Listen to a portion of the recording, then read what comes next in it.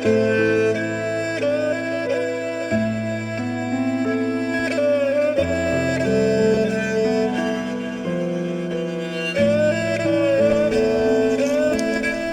thầy một cái từ lỗ thầu Đây à.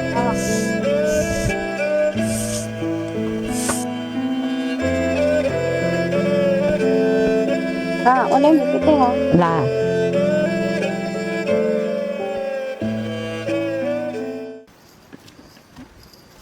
Kêu xoa. Kêu xoa. Ai? Lúc nào cái bồi một cái liền à? Có táo hoặc à? Đây mà. Ai?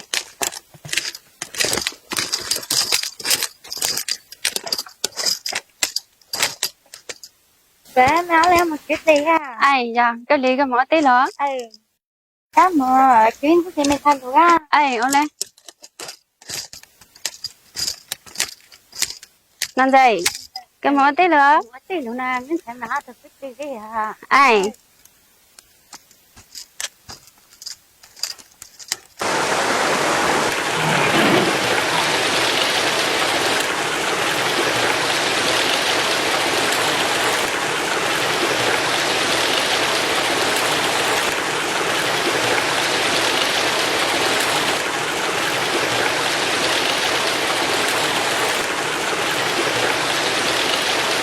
Cái xoa có mình để à?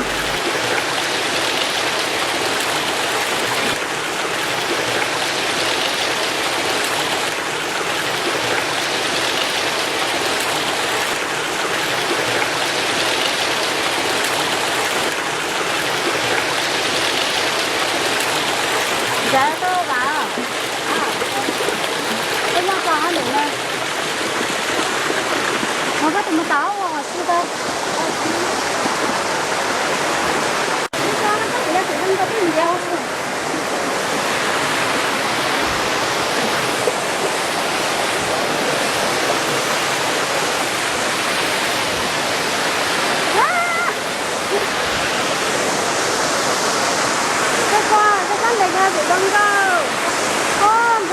Thả rông cơ.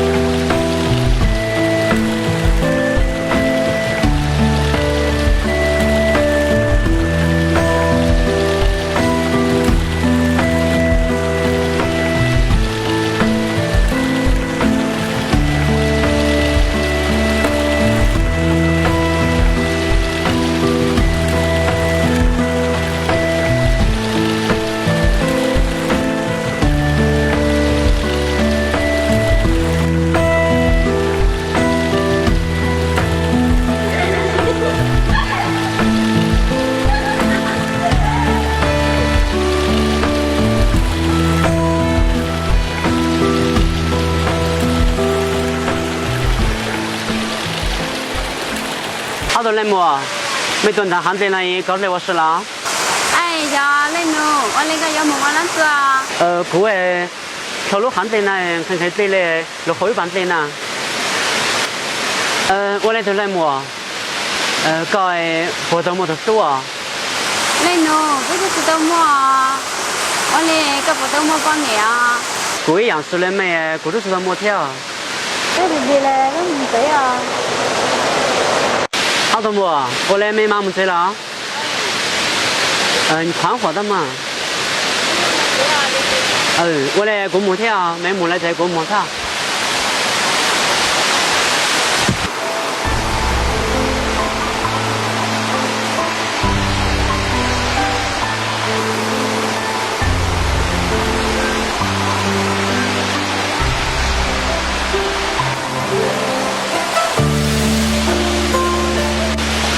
ở lên lên nó ở lên bây giờ nhóc phải gặp cái tụt lên mà bây giờ nhóc là 没事了。过来嘛，过上面木嘛。